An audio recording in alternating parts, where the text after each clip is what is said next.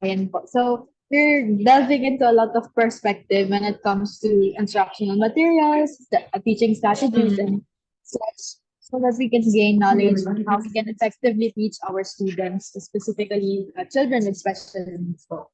So, Mm. as we start our interview, let me start with a question po na about your son po. The first question po will be, how old is your child po? My son is now 10 years old, grade 4. What type of ASD is he diagnosed with po? During those time, year 2017, wala naman kasing dinidisclose pang level. So, ang naalala ko lang is ang diagnosis sa kanya is autism spectrum disorder, high functioning, mild. Yun ang nakalagay. Pero nowadays kasi nagbibigay na yung mga developmental pediatrician ng level 1, 2, and 3. Pero nung time niya, wala pa. It's also good po no, na he was really diagnosed by developmental pediatrician. A lot of children cannot have the privilege or cannot have the access to that po. So we're really glad na nakuha niya po yung service na appropriate po para sa kanya. And by the way po pala, yung grade niya po, anong other information po, anong year level, I mean, anong school po siya? What type of school po siya naka-enroll? Naka-mainstream na po kami, naka-regular class siya, naka-enroll siya sa isang private Catholic school dito sa city namin. How about yung performance naman po? How does he perform in mathematics? Is his skills delayed po for his age, or ano po yung other implications niya with regarding mathematics subject?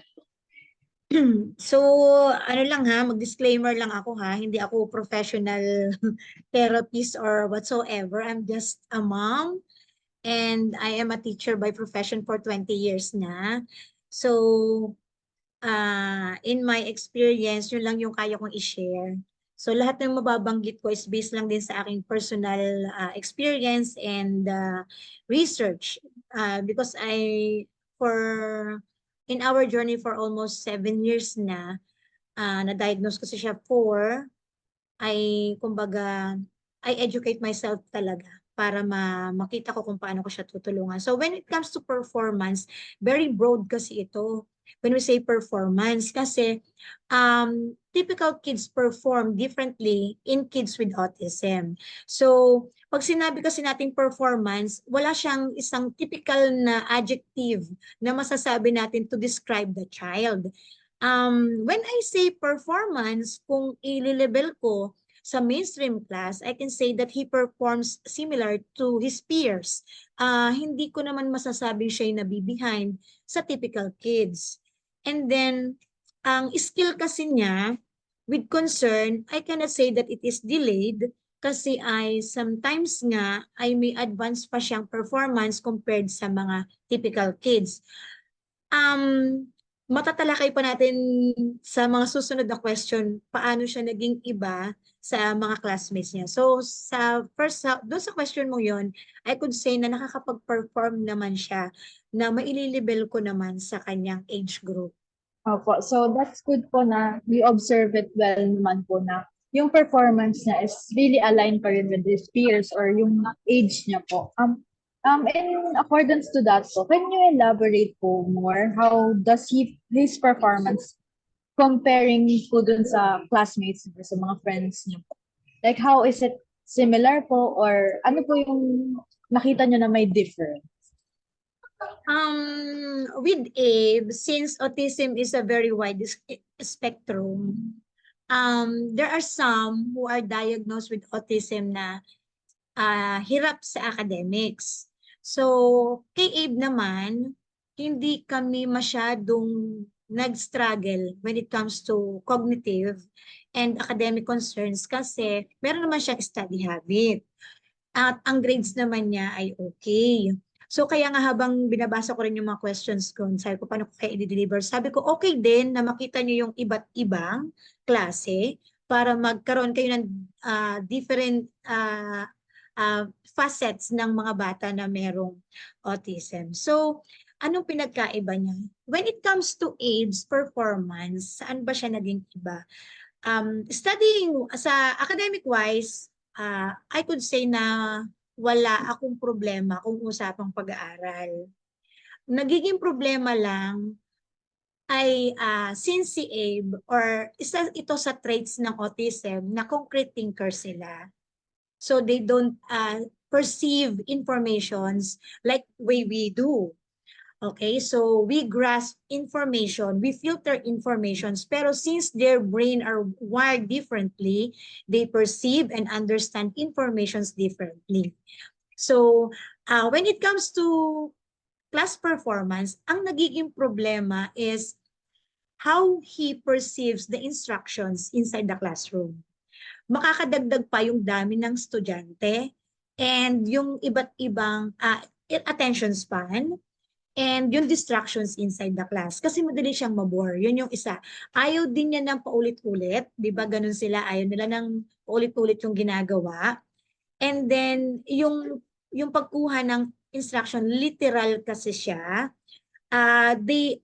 Their communication gap, halimbawa, wala silang gray area. It's just between black and white. Yun yung way ng pagkuha nila ng info. So you need, if you are a teacher, lalo na kayo, you are future educators, you have to himay. Dito sa Batangas yun ang tawag namin, hihimayin mo talaga yung pagpapaliwanag.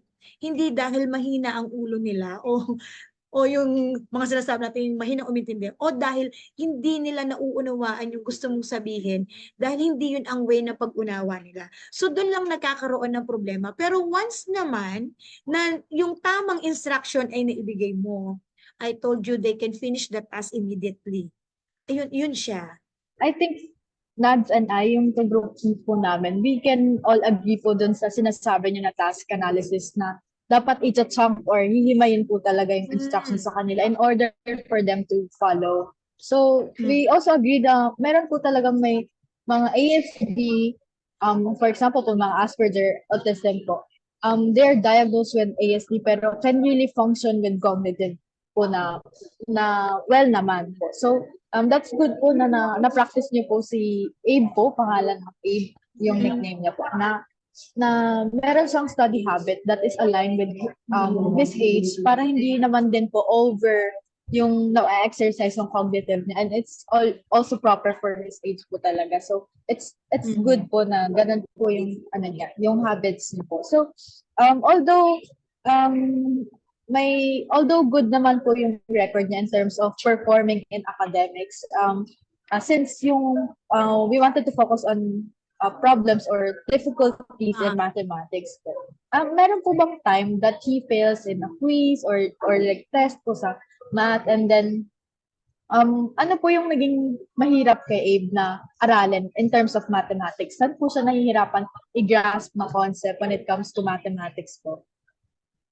So ito yung recently lang, second quarter, kasi hirap talaga siya sa Tagalog subjects kasi he cannot speak in Tagalog. So yun yung pinatututor pa namin sa kanya. Pero wala siyang tutor as in ako lang yung nagtuturo sa bahay. Kaya ako lang siya hinap sa Tagalog kasi naaawa din naman ako na wala siyang maintindihan sa Tagalog subjects niya.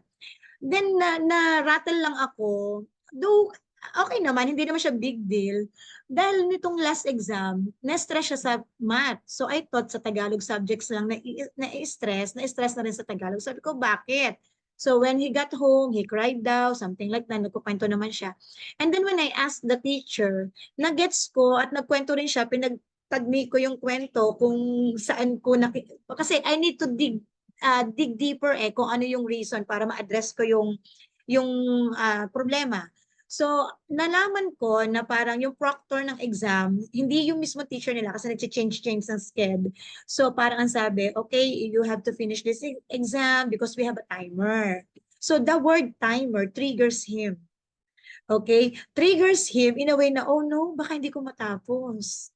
Doon na siya nag-focus. Did you get my point? Lahat naman ng exam, may timer, pero yung pagkaka-deliver ng teacher na hindi naman niya sinasadya o intentionally natakutin yung bata na, naku, tapusin nyo, baka hindi kayo makatapos, na-trigger siya doon. At yun na yung in-overthink nila ng in-overthink. Ending, hindi nga siya nakatapos. So, yung grade niya ng first quarter is 92 sa card, sa math. Highest grade niya nung exam. Ngayon, bumaba ng 3 points, nag-89 kasi naapektuhan somehow. And then may prior to that, may mga instances pa sila ng teacher niya. Ang hirap kasi niya i-advance. Pag in-advance ko siya, kinabukasan, makikipag-argue siya sa teacher while having discussion. So sabi ko, dapat hindi ko na lang ina-advance talaga. Nagtalo sila dun sa any number raised to 0 is equal to 1. Yung mga ganun kasi nasa exponential na sila. So yung dun sa yung natatanda ko yung properties of multiplication. Yan. Parang kasi very outspoken siya. What you see is what you get. Ganun sila. Kung anong gusto ko sabihin, sasabihin ko without filter. Kahit teacher kita, sasabihin ko yung gusto ko. Ganun sila eh. Sabi niya, that's lesson is for sabi niya, middle school already. It's like an algebra. Sabi niya, kasi nabuklat niya yung books ko ng algebra. So, nung nagkita kami ni teacher, sabi ko, teacher, may sasabihin ako sa'yo. Sabi sa ng teacher, naku, mami, kakausapin ko rin kayo. And then, ayun, nalaman ko na ganun pala. May instances silang ganun. And then yun nga, yung last exam, yun lang, yun na-stress siya kasi overthink siya ng overthink. And then, ayun lang, ang ginagawa ko lang doon, follow through sa bahay. Ang kailangan i-address, hindi yung pagsasagot. Kasi alam ko nandun yung skill. Ang problema is yung pag-handle niya ng kanyang emotion, pagre-regulate ng kanyang emotion. Yun ang nagiging problema na nakaka-apekto sa performance na. Did you get me? Walang problema dun sa pag-aaral. Ang nagiging problema, dahil dun sa behavior, nagiging unwanted behavior siya and it affects the performance of the child. Yun yung nagiging problema. Ayun po. So we understand po yung ganun kind of routine, no? Kasi we were also taught po na yung mga children nowadays, di po talaga, mahilig sila sa mga routines. And we have to be specific when we give instructions kasi ang susundin po talaga nila yung naintindihan po nila. So we can understand po and relate to it as our, parang a story that we can all recall pagka po magtuturo na po kami. Ayun. So, Nads? So, in connection po dun sa sinabi niyo nga po na academic-wise, wala naman po talaga siyang problem in his performance. More on yung behavior po niya, naaapektuhan lang yung performance niya. Pero based on sa reports po ng teachers niya and sa inyo din po, as his mother, meron po ba kayo napansin na out of all the areas in math na inaaral niya, may specific topic na medyo mas nahirapan po siyang i-grasp? Like, let's say po if word problems na masyadong malaman or masyadong malalaking numbers, may ganun po bang area na nag-struggle po siya?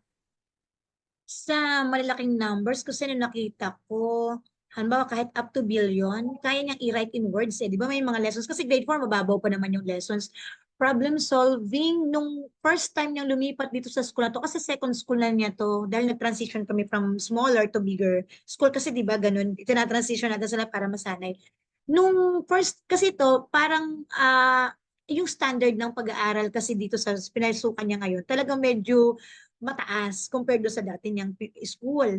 So, kinakabahan ako ng first exam niya. Nung nakita ko, HATS question talaga. Alam naman natin yung HATS question niya, high order thinking skills.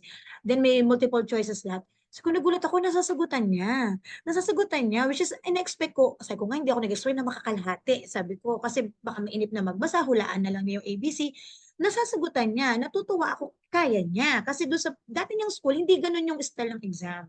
So, ang nakikita kong problema niya is pag madami ng gawain, yung parang ang dami, sobrang dami nakasulat sa blackboard, yun na yun, mag-start na siyang mag-overthink, yun na, which is, alam mo yung parang sabi ko, kaya-kaya mo to alam kong alam mo to, yun yung nakaka-apekto sa kanya.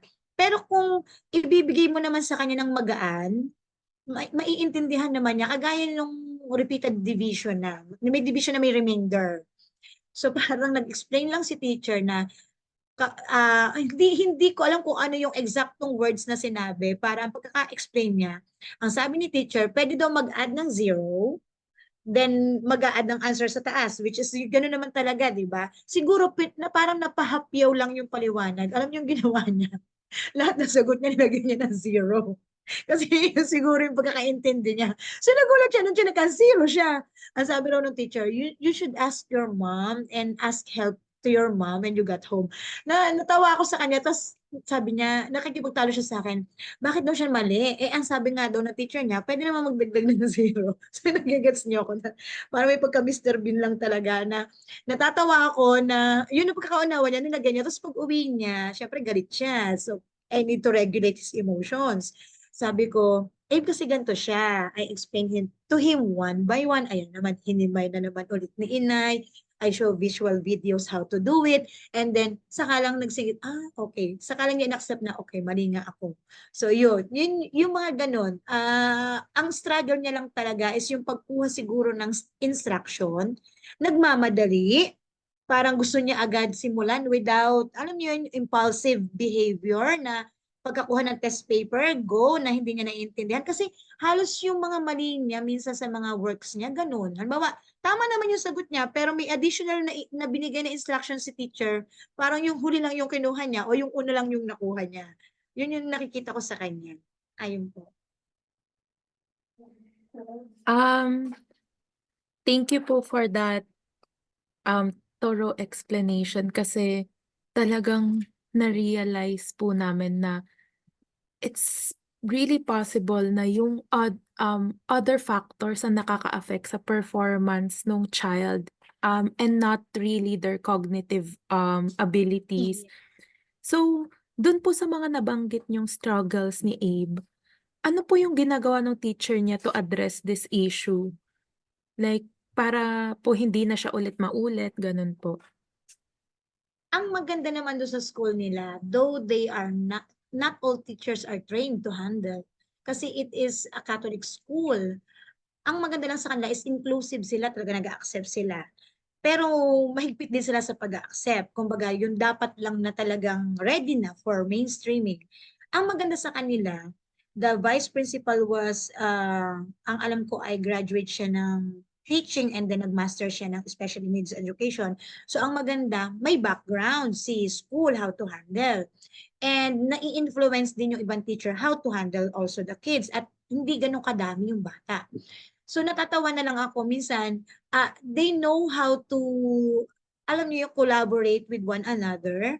And ang nakakatuwa pa, kaya nilang sakyan. Kahit kita ko na hindi naman sila katulad natin na matagal na sa linyahan ng ganito, na pinag-aaralan nyo talaga. Ako, I do a lot of seminars to handle my kid. Tapos nakikita ko na pine-friend din nila ako sa FB, they're watching my videos, they watching my vlogs. So somehow, they understand how to cooperate and how to cope na kung paano i-handle si Abe. Inaaral din nila. Very compassionate din eh. Ang ginagawa nila is, pag kaya nilang pagsabihan, kung kayang daanin, gano'n naman kasi ang teacher, di ba sa una, i-remind, kakausapin. Pagkita nila yung height ng behavior na ni Abe or parang magto-throw na ng tantrums, so call na nila si vice principal. Kasi parang, ma'am, kayo na po. Para si last option na si vice principal. And nakakatuwa kasi alam na nila kung paano ang gagawin. Never pa akong napatawag sa school na, mami, iuwi niyo si Abe kasi nagtuturo. Never pa. Parang every time na may instances man nga ganon, they can handle. Abe can finish the class, 6 hours class, from 8 to 3. Kaya niya, and they can settle everything before the child goes home. Kaya nakakatuwa kasi hindi ka magwo-worry na iniwan mo yung bata sa school na paano kaya siya, na ang kasama niya puro typical na bata. Okay naman po ang accommodations nila. They do modifications if needed, but there's no special treatment. So when it comes to exam, kung anong exam ng regular kids, ganun din ang sa kanya. Kung kagaya nung last exam niya, kung mababa siya, hindi niya natapos, hindi siya bibigyan ng special treatment na ipakukuha ulit sa kanya. No. Kasi it would be unfair to other kids. I do understand that because he is in a regular class, wala siya sa SPED, so hindi ako pwedeng mag-request na bigyan si Eb ng another exam. Naiintindihan ko na pinapasok kong anak ko doon, we should abide the rules of the school. So yun yung maganda naman sa kanya. That's really good po since it also readies him na hindi lang po siya ka-interact with people who or children who are also part of the SPED class. So parang nasasanay din po siya na once na mag-level up pa po siya ng grade level, hindi na po siya maninibago since since we all know po na for children with ASD, minsan po may problem sila with change, yung biglaan pong change na hindi sila nare-ready. So, yung na-expose na po siya sa ganong environment is really good for him so that he knows na parang familiar na po siya sa ganong type of Environment. situation. Opo. So, nabanggit niyo po kanina na wala po siyang tutor. So, kayo po yung nagtuturo sa kanya sa kahit sa math po para i-improve po yung math skills niya. Yes po. Ang tutor lang niya ay Tagalog. Therapist din niya. Opo. Para mas alam yung approach. Yes. Tagalog lang kasi parang hindi ko na rin alam kung paano ituturo. Tapos yung mga lessons naman niya, hindi ko naman naaral nung elementary. Kahit kasi teacher ako. Hindi ko naiintindihan yung mga nasa books niya na parang hindi ko rin linya. Hindi naman kayo mo teacher ako, alam ko lahat. Yes. Kagaya bukas may question ng panagano ng pandiwa. Diyos ko, hindi ko alam yung panagano ng pandiwa. 'Di ba? Yung mga ganon, parang hindi ko rin alam kung paano ko ipaniniwanag sa kanya. Kaya sabi ko sa kanya, pag uwi mo, ano man ang score mo, basta good luck. Yun lang, yun lang ang part ko. Opo. Hindi ko rin alam. So, yun, Tagalog, ano lang, parang gusto ko lang, he learn to converse and learn to understand. Though may receptive language na siya ng Tagalog, wala pa siyang expressive. Pero yung sa ibang, all the subjects, pag exam, ako talaga. Okay Ayun. po.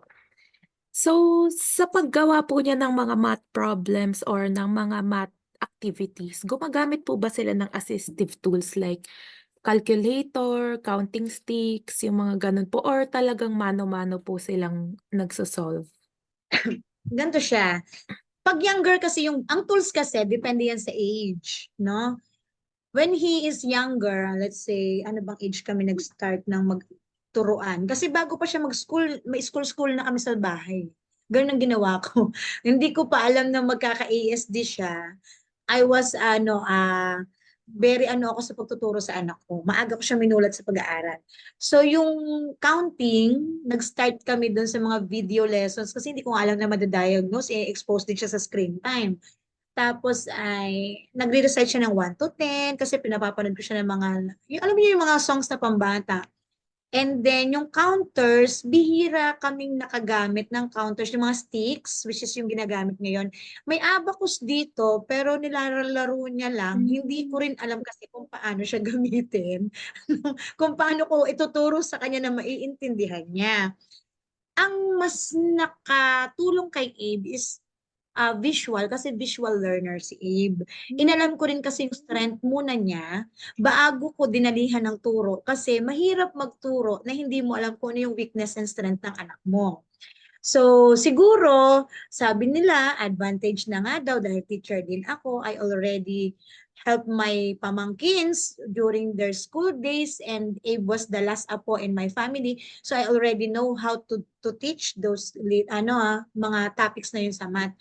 So ang nakita ko sa kanya, mas madali siya matuto if it is not instructed kapag napapanood niya. Mas madali niya naiintindihan pag napapanood niya. Kung ang itatarget ko man ay lessons o behavior, ang gusto kong ituro, mas naiintindihan niya kapag visually oriented sa kanya. So ang ginagawa ko is through modeling, mano-mano, kung paano magturo ang teacher sa blackboard. So ganun kami, and then more on drills, and drills. Kung paano yung ginagawa. Hindi ko na rin siya masyado sinanay dun sa parang very kiddie approach kasi sabi ko, kung kaya naman, kita ko kasing kaya naman i-level up, kaya niyang i-level up, so bakit ko siya sasanayin dun sa madali sa kanya? Paano kung ang harapin niya sa school ay mas mahirap doon, tantrums na naman to. So parang ang sa akin, pagkita ko kasi na kaya niya, okay, next week, iba na ulit ang target ko, i-level up ko yung activity. Kagaya nung halimbawa, 1-digit addition, example lang ito, no? Di ba ang ginagawa ng mga bata, pag may counters, yung daliri, ito rin kasi yung problema, kasi grade 1 teacher ako ngayon, yun yung nakikita kong struggle. Ang ginagawa nila is 1, 2, 3, 4, 5. So nagkakaroon ng pangalan yung daliri. Ito si number 5, which is hindi naman siya ganon. So ang bata, sabi ko, okay, buksan yung number 5. Ito naman si number 5. A1 lang to. Ayan na nangyari. So, di ba, very literal din ang bata. Kaya sabi ko, wala palang pinagkaiba. Yung ASD kid at saka typical child in understanding concepts in mathematics. So, ang ginawa ko, concept, then, bago yung procedure, para magkaroon ng understanding. Kasi kahit turo ka ng turo ng drill sa math, kung wala yung concept, hindi niya yung maiintindihan. So, ang ginawa ko is the concept, halimbawa addition, this is the concept of pagdadagdag. Yun ang ginagawa ko. Kung subtraction, it means magbabawas, mababawasan. Kaya papasok na ngayon dito yung how many were left, ganyan-ganyan. Para pagdating sa problem solving, naiintindihan din nila kasi may hina ang bata sa comprehension eh. So, dapat yun ang iyong inaano. So, ang ginawa ko kay Abe, not really the counters. Halimbawa, 5 plus 4. O Abe, you already have 5. Sabi ko, Mm. you will add 4 more. So, ang ilalabas mo na lang is yung 4. You already have 5 in your brain and you will add. So, what will be the next number to 5? Ganun ang ginagawa ko, like typical child. Nung marunong na, nakuha na niya ng konsepto. O, pag magpa-plus na, ang uunahin mo munang kunin yung bigger number. Talagang before you teach him or ask him to do something, talagang ina-explain niyo po muna yung concept since yun nga po, besides the fact na visual learner po si Abe, um, children like him take things literally. So, Mm. pag binigyan po siya ng something, talagang yun na po yung iisipin niyang gagawin, which may pose a problem nga po in their academic performance. So, ayun lang naman po yung um, hinihingi sa aming information about your child's performance. Pwede po ba kaming magtanong if we could ask copies of his math worksheets if possible po? Kahit po takpan na Isa-send lang. ko sa inyo. Opo, kahit takpan po yung name niya para po for his privacy na din, saka po yung sa school. Pero kung, May ni-ready na akong pictures. sige po. Thank you so much po. Mm. Pero we would like to thank you din po for agreeing to be interviewed by us, and also nung naghahanap po kasi talaga kami ng parent, kayo po yung nakita namin talagang super vocal about your advocacy and the progress and life nga po nung son nyo, which is very mahirap po kasing humanap ng parent na may alam din po sa situation ng anak nila, since dito po sa Pilipinas, hindi naman po talaga very open yung idea ng mga children with special needs. So, thank you so much po sa inyo. You're welcome. Ayun po, I just want to add po no, na we do appreciate yung cooperation niyo po, and we aspire to be the kind of teacher that you are po, na hindi niyo lang po basta alam din yung parang concept of teaching or foundation and teaching po. Parang you really studied on how you can apply po yung teaching to special education, especially with how you know po yung domains, accommodations, modifications, and even the characteristics of children with ASD. We really parang look up to your experience na hindi lang niyo po practice yun kasi teacher po kayo, but also yung empathy niyo po as mother who really cares for a child na may ASD, and really yung upbringing niyo po dun sa anak niyo po is really something that we are hoping na every learner po na every parents po na may learner with special needs, ganun po sana ma-apply din nila kasi actually po yung experience niyo po talaga parang hindi po siya karamihan po talaga ng mga estudyante, hindi ganun po yung nararanasan na kind of care or like parang pagtuturo po or development. So, as we listen po to your stories, even though it was short po, kasi usually po yung mga interviews namin, it's really long kasi ang dami po namin tinatanong or like very specific po. We did an interview for gifted, for ASD, for ID, we're doing actually research po. So we wanted to take a lot of information from you po, but unfortunately yung kailangan lang po namin. But we are hoping po na we can reconnect po somehow in the future if meron po kaming need. Then we will be parang updated, and we'll keep in touch po through your vlogs. We'll try to Oo naman. watch it po. Ayan po. So thank you so much po. We'll Thank you try so to much po. also send you po the token of appreciation ng a certificate po if we can prepare po. So po, ayun po, para may memory po tayo Opo. together. Ayan. Pero ang maganda, sabi ko nga, ang maganda doon sa topic nyo, mas maa-analyze nyo na hindi pala, yun tama yung realization mo, na hindi pala lahat is Opo. kasi dahil hip or may intellectual disability or something. Pwede palang hindi naman siya problemado sa pag-aaral pero nakakaapekto yung behavior. Kasi di ba yun naman Yes talagang po. ASD, di ba? Ayun, sensory issues pa, isa pa yun. Opo. Kasi So, we will use that realization and also information po from you na to explain din po sa classmates namin na yes, um, please. the misconception nga po na lahat ng children with ASD na na hindi part na or diagnosed with Asperger's ay hirap na po sa cognitive skills. So, with this interview po, we can explain to them na perhaps other factors ang nakakaapekto sa kanila, hindi Yes. yung mismong performance nila. Kasi ang nagiging problema, that's why hindi sila nabibigyan ng chance. Mm. Oh, talaga nakahabol siya. Diba? Hello, Abe. Hello!